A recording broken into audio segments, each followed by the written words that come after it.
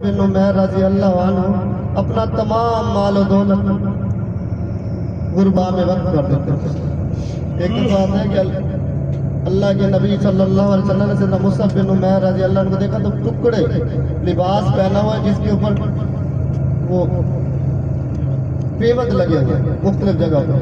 تو اللہ کے نبی صلی اللہ علیہ وسلم انہیں دیکھ کر غمگین ہو گیا کہ اے مصعب یہ کیا ہے؟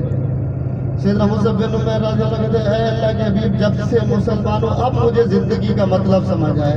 وہ جو قیمتی لباس وہ سونے کی لڑیوں والا وہ میری زندگی نہیں لگتا، میں اب دوبارہ زندہ ہوں، اب میں دنیا میں آیا ہوں، اب پیدا ہوا، یہ ہے میری اصل والی زندگی۔ تو ایسے بات ہم لوگوں نے کبھی یہ والا ایمان اپنے اندر پیدا کرنے کی کوشش کی؟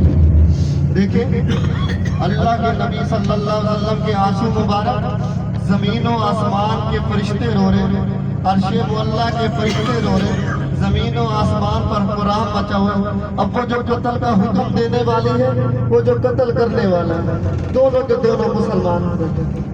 اللہ کے نبی صلی اللہ علیہ وسلم اللہ کی رضا کی خاطر، اللہ کے دین کی خاطر دونوں کو معاف فرما دیں۔